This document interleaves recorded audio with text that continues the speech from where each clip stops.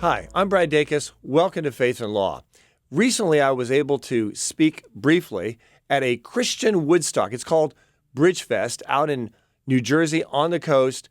And I got to briefly share with them not only what Pacific Justice Institute does to serve them, but also to encourage them not to give up, not to be driven by fear, but by power, love, and discipline or sound mind that God gives us through faith in Christ.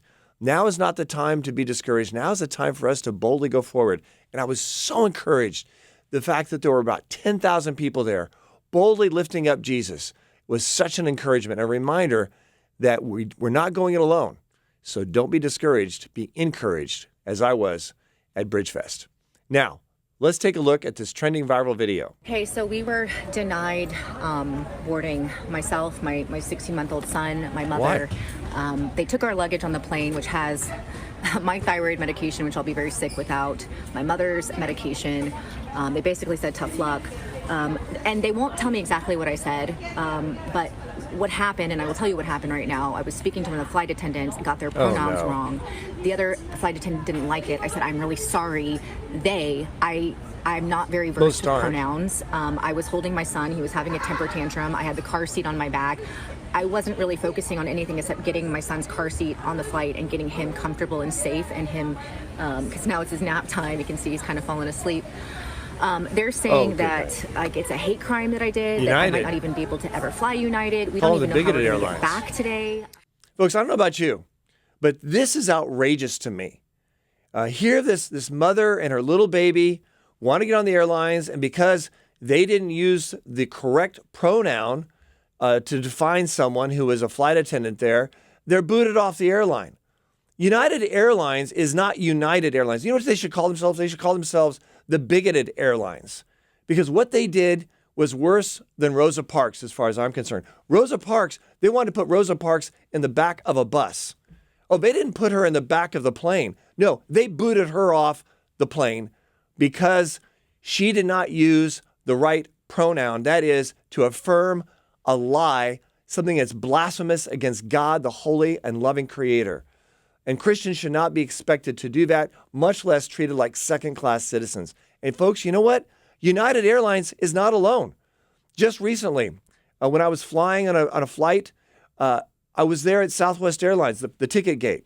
And there they had banners, posters about LGBTQ pride, not tolerance, but pride, boasting in it, taking pride in what they do to themselves and cutting off body parts to further transgender confusion. Folks, this is evil. And I just told them, I said, I understand that this is what Southwest Airlines stands for now.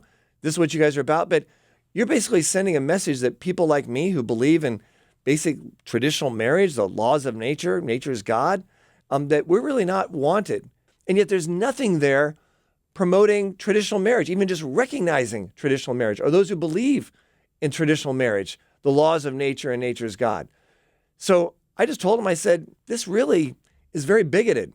And I'd greatly appreciate it if you showed tolerance and acceptance to everyone, because one-way tolerance, folks, is not tolerance. It's tyranny.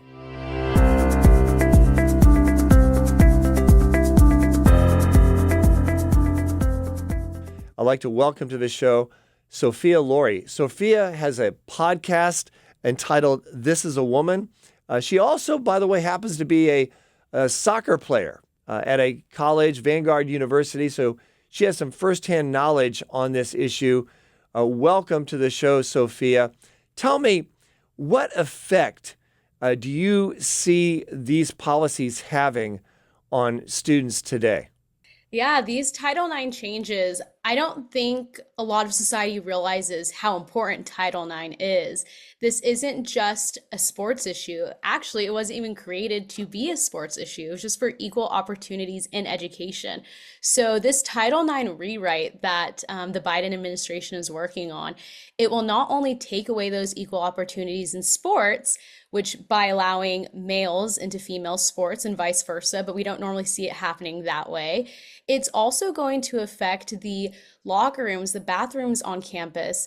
It can affect the dorm rooms at colleges. People aren't recognizing the fact that males and females might have to be dormed together without the female's knowledge. She can show up to college, her first day of college, and now there's all of a sudden a man in a dress, and he's a fully intact male. He doesn't have to have anything removed. A male in a dress can now be in her dorm room without any pre-knowledge on that. So it's going to have a lot of effects. It doesn't just attack the sport issue. It attacks a lot of issues.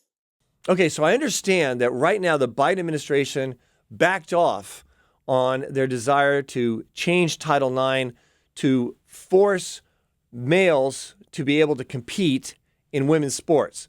However, I know some states, blue states predominantly, have passed laws to do just that, to force boys, teenage boys, to be able to compete in girls' sports and push out girls. So to what extent do you think we're going to see this continued where we have men basically pushing women out of their spaces that are traditionally protected for women? Absolutely. We're already seeing that happen. If we don't put a stop to this now, there will no longer be women's sports. We're not going to see that exist anymore. We worked so hard to get to that. I mean, Title IX, it's 52 years old. For 52 years is we finally got that, to have women's sports, to have those equal opportunities in scholastic sports. And if we don't put a stop to this, we will no longer have that in existence. We're already seeing it happen, not just in blue states, but it is happening up and down the nation. We are seeing girls being injured. We are seeing girls just plain out quit their sports at 13, 14 years old because they don't want to have to deal with this. Something we don't talk about much is 92% of female executives in the work world, they played scholastic sports. They played at the collegiate level. There's so much more to sports than just winning a game. You learn so much from it, and that's all going to go away if we keep advancing this way. To what extent do you think that young Americans are buying into this ideology, or are they saying enough is enough? Yeah, at that level, we're seeing a mixed balance. We are seeing a lot of girls stand up and push back against this because it's affected their lives now. I'm hearing again stories from 13 and 14-year-olds saying they didn't know what to do because in their PE class, there was boys changing in their locker rooms. So we see a lot of girls pushing back, but a lot of girls are scared and silent because of social media. Right now, what the younger generation is experiencing is social media telling them they need to be inclusive and loving and welcoming, even though allowing boys into girls' spaces is actually exclusivity because you're excluding girls from those private spaces and those opportunities. So it's a weird balance. A lot of girls are scared to speak up, but that's why we keep speaking out against it, hoping that courage will beget courage. What do you feel females can do right now to protect their rights in public schools? What we're going to have to see happen from those female students is them put their foot down and say, I'm not okay with this. I'm going to speak out against this. I'm going to post on social media and say I'm not okay with this, because they'll find out there's a lot of other girls on social media that are going to say, thank you for speaking out. I agree with you. I'm on your side. They just need that one person they know to do it first. So be that person to speak out first. And as much as it breaks my heart to tell girls to sit out of their game, to not play or not run in an event, not swim in an event, if there is a male next to you, you have to not. Because if we're not willing to give up one game right now, if we're not willing to give up one event, we're going to lose it all. And again, I played college soccer, so I'm a retired athlete now, and there's nothing more I would love than to have one more game back with my teammates. So it breaks my heart to ask those girls to sit out, but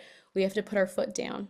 Sophia, thank you so much for being on this show, and keep up the great work on that podcast of yours.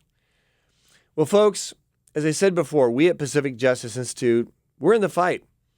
We have worked successfully to get states, not one, not two, but a half a dozen, to pass laws that protect girls in the locker rooms and to protect girls from having to compete with big biological males.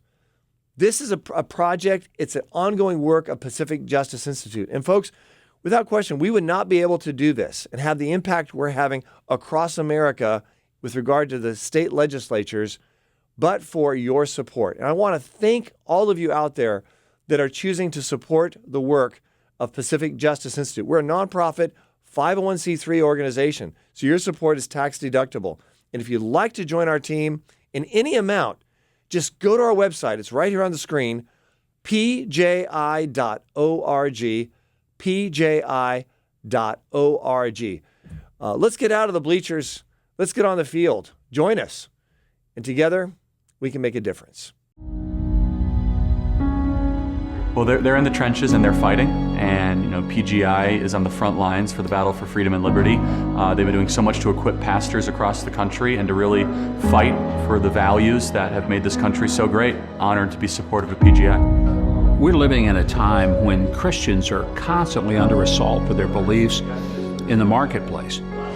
And if there's not someone to advocate for them and help them with the legal necessities of defending themselves, they're going to get fired. They have no recourse. Most people don't have the resources to go hire a lawyer. It would deplete everything they own. And most lawyers, quite frankly, across the country don't deal in religious liberty issues.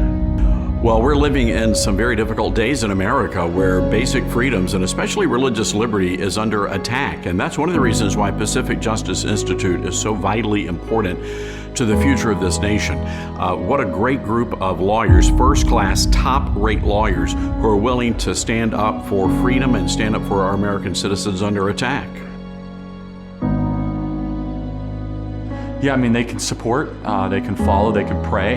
We need more organizations like PJI, and I could tell you that being in the front lines, there's not enough people that are actually in the trenches doing the difficult but tough work, and that's exactly why this organization is so critical. One of the most incredible things about Pacific Justice Institute is that they do pro bono work. And what does that mean? Well, it means the rest of us have a responsibility. We've got to stand up and provide financial incentives and financial opportunities for these attorneys to get out there and do the fighting. And that's one of the reasons why we have Pacific Justice Institute attorneys on my national radio show, because we want to let people know, hey, there's a need here. These folks are doing very important work, and they're doing very important, successful work as well. And that's why they need our support. When a Christian is targeted for his or her beliefs, it affects every believer in America. This idea that, well, it didn't happen to me, well, you're next.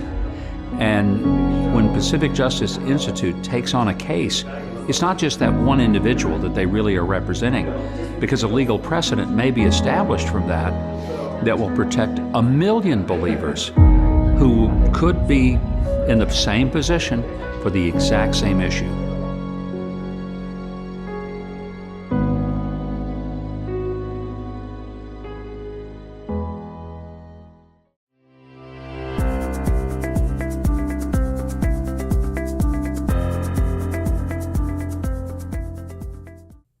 Now, let's take a look at what the Word of God says on how we should be responding to these challenges that we're facing today. Let's first take a look at Mark chapter 12, verse 29 through 31. It says, quote, "The most important one," answered Jesus, "is this: Hear, O Israel, the Lord our God, the Lord is one. Love the Lord your God with all your heart, and with all your soul, and with all your mind, and with all your strength. The second is this: love your neighbor as yourself. There is no commandment greater than these." This is so important because this reminds us as Christians of how we would want the world to deal with us if we were lost. These people out there pushing these radical LGBTQ and specifically transgender agendas, victimizing girls in our society. You know what?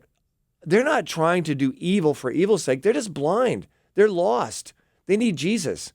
And so ask yourself, how would you want to be approached if you were lost and spiritually blind? Would you want someone screaming in your face? Would that help? Or would you want someone lovingly giving you the truth, not just placating you? I talked to a Christian once who said, yeah, we should just refer to them by different pronouns and just show them love. It's not loving to affirm something that leads to death. But at the same time, it's not loving to give them truth in a way that doesn't display the love of Christ in the process. So we need to smile. We need to love people. And one great way of doing that, especially when we're frustrated, is to pray for them. Pray for those who persecute you. Pray for those who are lost. And by praying for them, at least I've noticed this, I'm able to start to see them as God sees them, with love, grace, and compassion, but also a boldness and courage to share the truth that will set them free. In Romans chapter 12, verse 1 and 2, talks about how important it is for us in our own lives to be transformed and recognize the power of God's transformation no matter where we are in life and no matter where we are in our beliefs and or disbeliefs. It says, "And so, dear brothers and sisters, I plead with you to give your bodies to God because of all he has done for you." What has he done for us? He died on the cross. He gave us forgiveness, salvation, eternal life. "Let them be a living and holy sacrifice, the kind he will find acceptable. This is truly the way to worship him.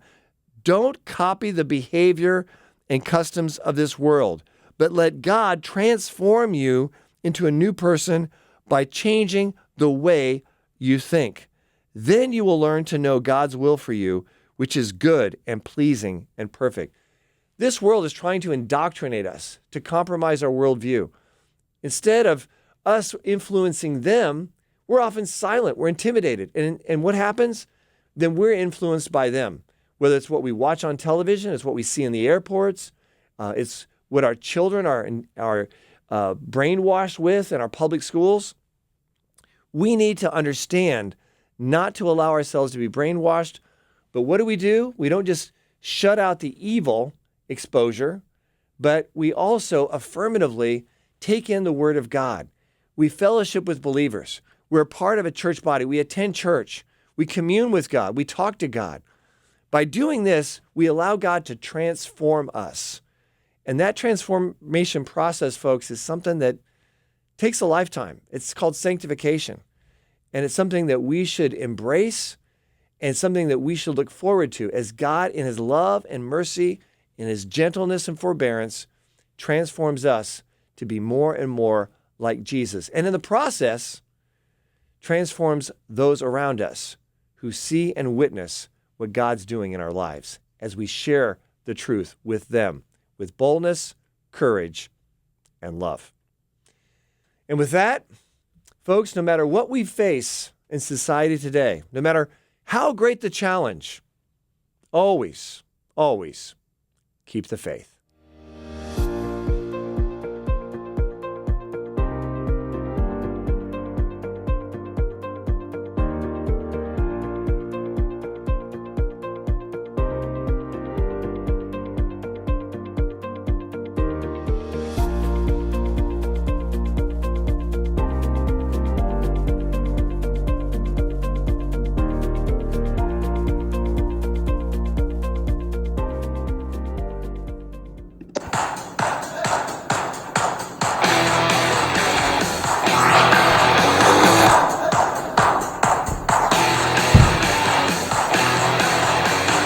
Religious freedom, medical freedom, free speech, censorship issues. I think people on the right are going to get hammered in 2024, and that's why it's so important that we have representation. And sometimes the ACLU gets it right, but I met somebody at Turning Point USA from the Pacific Justice Institute, Brad Dacus. How are you, sir? Oh, doing great, David. It was great meeting you at that wonderful event. And I don't know about you, but I left it all the more encouraged to see all those young people excited about our country, our freedom, our liberties, and willing to do something about it. And of course, we at PJI, we've pledged to defend every single one of those students, every single one of those Turning Point USA chapters all across America without charge. It was definitely encouraging to see so many like-minded younger people, but a lot of older generations showed up as well to support the young people and are concerned about our country. And it's, you're going to be in high demand in 2024. Tell us about what the Pacific Justice Institute does. Yeah, we will be in high demand. I might be calling you. Yes. Well, we defend religious freedom for everyone, parents' rights across the country against, wacky school districts or zealous social workers to take kids wrongfully. We defend the sanctity of human life, so the preborn or even people who are in the hospital who are told that their loved ones are told, pull the plug, and the person's not dead and they're still there. So we have a lot of interesting cases that in the past I just never would have dreamed we would reach this point in our society on all three of those levels, with religious freedom, parents' rights, and sanctity of life. What makes us sort of unique is that, of course, we do our work without charge. Every single one of our cases without charge. But we don't cherry pick our cases, so we don't just go for the high profile cases, just a few cases here and there. Our goal is to make sure that everyone gets help, that no church, no family, no business, owner, is left on the side of the road. We go to bat for them, and all without charge. And we have the largest network, the largest number of offices. We have 29 in 29 states. We have 36 offices coast to coast, doing all the work without charge, making sure that no one's left on the side of the road. So we're very, very busy, and our cases are increasing dramatically. We have, I think, over 255 cases in active litigation right now alone. Wow, and you have a very high success rate. Tell us about that.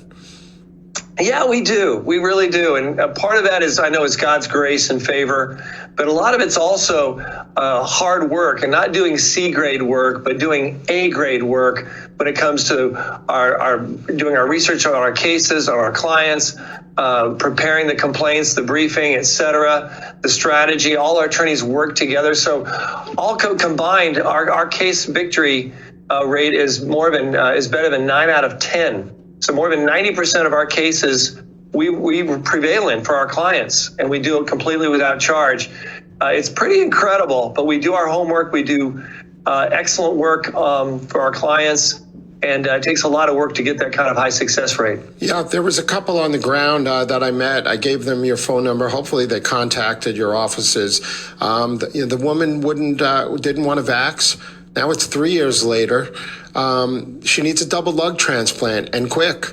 And in Phoenix, and all the hospitals have turned her down. So is that someone like that? Is that someone that you can help? Oh, absolutely. In fact, we're, I think, leading the charge across the country in those kinds of cases. Where out of our Detroit office, the person who heads that up, Dr. David Peters, is not only an attorney, but he's also a doctor and has great expertise.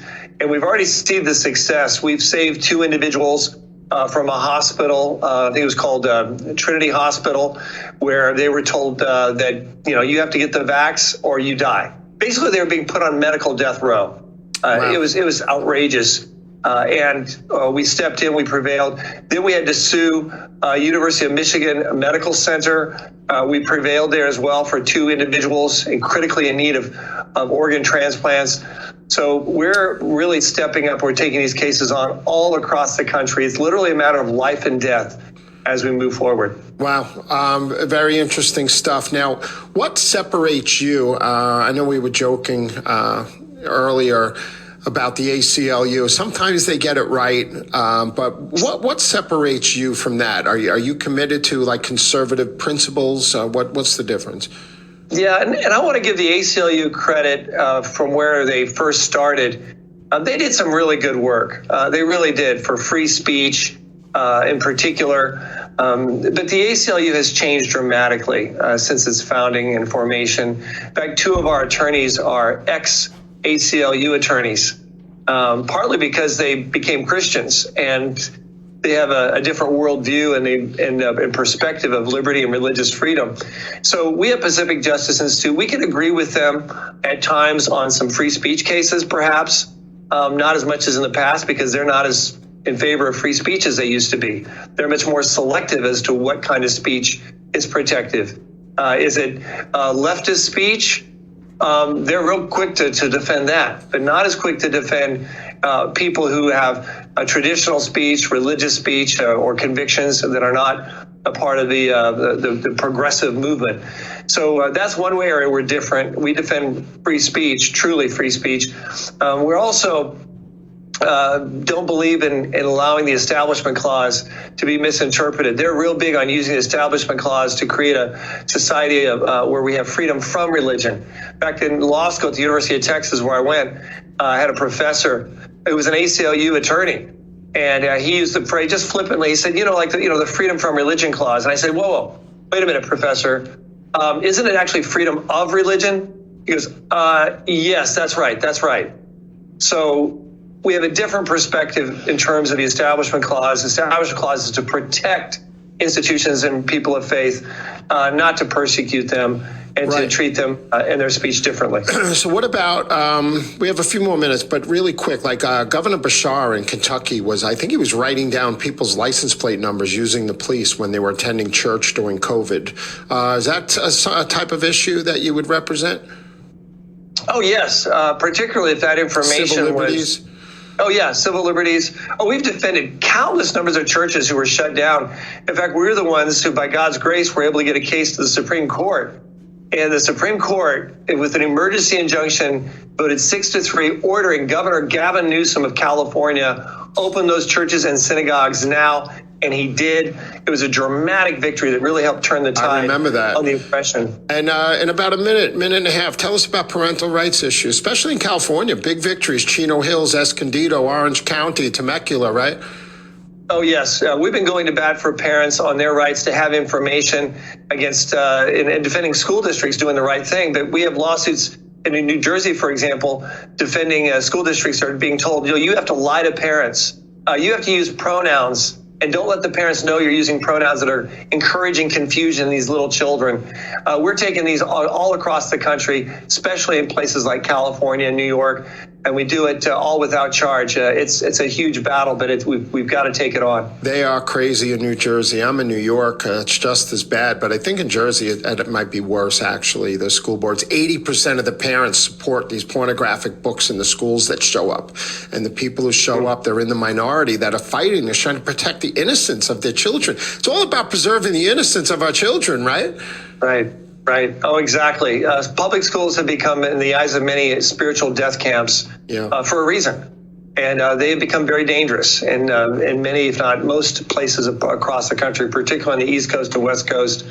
We're taking every single one of them on as needed. Yeah, we see Disney suffering the consequences of their agenda. So people are fighting back. Brad, in 30 seconds, tell our viewers where they can find you. You bet. If they'd like to get our case updates, our Legal Insider newsletter, or they want to support us with a donation and become a part of our team with a tax-deductible donation, just go to pji.org. That's P for Pacific, J for Justice, I for Institute.org, pji.org. All right. Maybe I'll see you at CPAC and other events. I hope to have you back. Happy New Year to you and your family, Brad. Thank you. You too. All the best, Dave. Take care. Yes, you too. Brad Dacus, founder and president of the Pacific Justice Institute. I want to bring you a message from our supporters, Switch to USA. Look at the